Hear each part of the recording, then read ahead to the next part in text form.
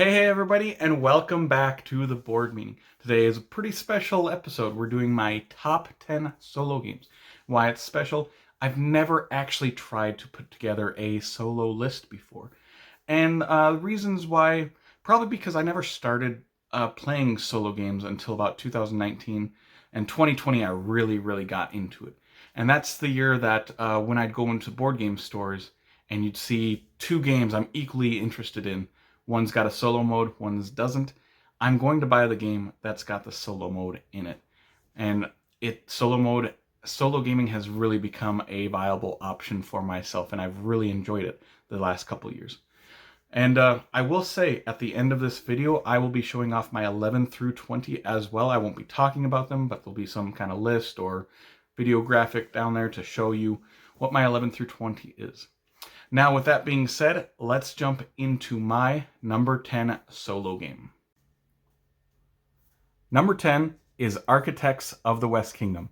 Architects is a resource management worker placement game where you will be building structures and working on the cathedral.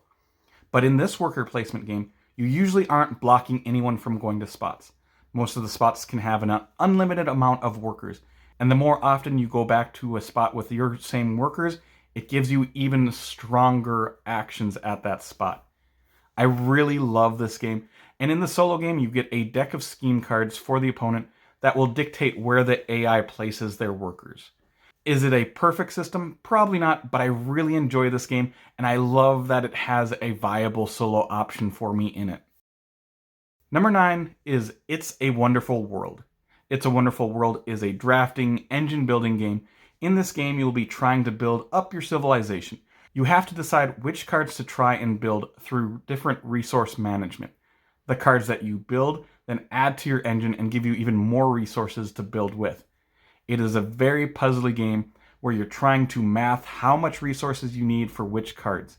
In the solo mode, you won't be drafting against anyone, and there is no AI to compete against. You are largely just left alone to try and make your engine work to the best of your ability. There are also some different solo scenarios you can try out as well in this game. Number 8 is the extremely popular Stonemaier game Wingspan. In Wingspan, you'll be making what is essentially an engine building game with birds. You are going to be managing resources and paying for these birds, and every bird is different in this game with different unique abilities. And the more birds you have on your board, the more powerful your engine becomes. I really like this game, and the solo mode is relatively simple. You will get a deck of cards that will be your automa. Your deck is pretty simple and straightforward, and the cards you flip over will dictate what action the AI takes in which round. I think it's a pretty clever system, and if you like Wingspan, you most likely will enjoy the solitaire version as well. Number 7 is Sprawlopolis. And Sprawlopolis is a wallet-sized game with 18 cards only in it. Each of these cards have 4 different terrains on them, and you will be laying cards out to form a city. How you want to lay them out is dictated by the 3 random gold cards that are pulled from the deck at the beginning. I love that each game feels so much different from each other based on the gold cards that were pulled. This is a very simple game that takes around 10 minutes, but is very addicting and satisfying nonetheless. Number 6 is a very cute game, and that is Everdell. Everdell is a worker placement game with some of the best cute art in any game. You start out with only 2 workers, but then as the game goes on, you get more workers each season. So you are collecting all these resources to then build some cards. A lot of the cards sync with other cards that will allow you to build those cards for free then. It is an interesting game that at the beginning it feels like you are barely doing anything, and by the end you are making tons of moves. Also, this might be one of the best looking games in my opinion. The solo mode is very interesting where for each season the AI worker just rotates around the board blocking different spots and different cards. It is very simple, which is a big plus for me when it comes to solo AI systems. Number 5 is Cartographers. Cartographers is a flip and write game where players get a map and will have to fill different polyomino-shaped terrain into their map. How you score will change every single game, as each game you pull out 4 different random scoring conditions for you to aim for. This is one of my all-time favorite roll and write type games, and why I love the solo mode is that it is basically the same game. The only thing that changes is how you draw your ambush cards on your map. It's very easy and simple, and I highly recommend trying it solo if you haven't already. Number 4 comes from another planet in Terraforming Mars. Terraforming Mars is a drafting engine building game where players take on the role of giant corporations terraforming Mars into a livable planet. Your cards you draft will do many different things with the ultimate goal of them to raise the oxygen level, heat up the planet, and also to build up some oceans. By the end of the game, Mars will be terraformed and you will have a dozen or two different cards in front of you.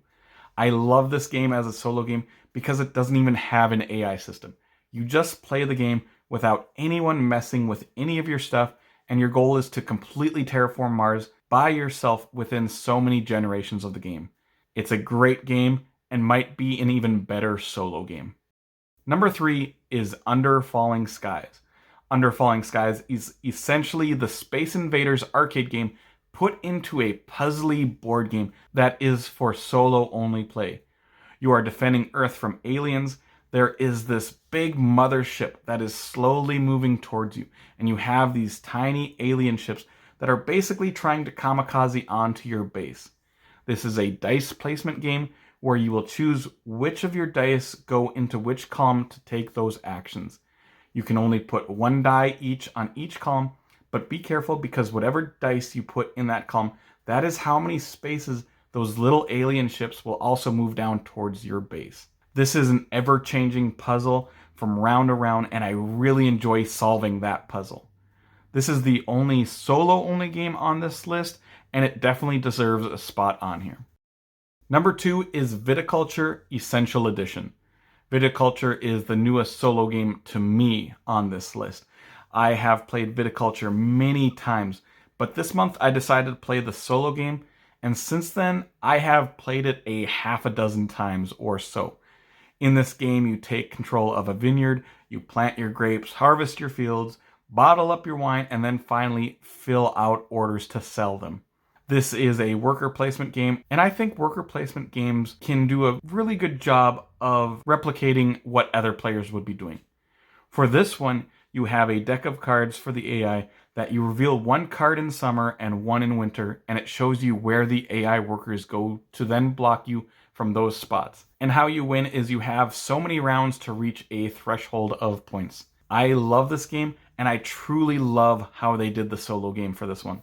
And my number 1 solo game is Marvel Champions, the card game. Marvel Champions is the newest LCG from Fantasy Flight Games that came out in 2019 and already has a ton of content for it. This was my most played game of the last 2 years, and it isn't even close. You take control of a superhero from the Marvel Universe of your choice, build a deck around that character, and then you face off against a villain, again of your choosing, and battle it out. Why I put this as my number 1 solo game isn't just because of how much I love this game, it is because I actually much rather play this as a solo game than multiplayer. I love the speed I can play this game in solo mode, but in multiplayer it slows down to a crawl for me. So 99% of my plays of this game are by myself, and I prefer it that way. Whether I'm playing as just one hero or I decide to do a two-handed game where I control 2 heroes. Either way, that is why it is my number 1 solo game. And that will wrap up this video and adjourn this meeting. Make sure to keep watching if you want to see my 20 through 11, which is going right after this. And if you enjoyed this content, make sure to like and subscribe to see more weekly content from me in the future. Make sure to comment below to tell me what you think of my list. And as always, I hope you all have an amazing day, and take care, everyone.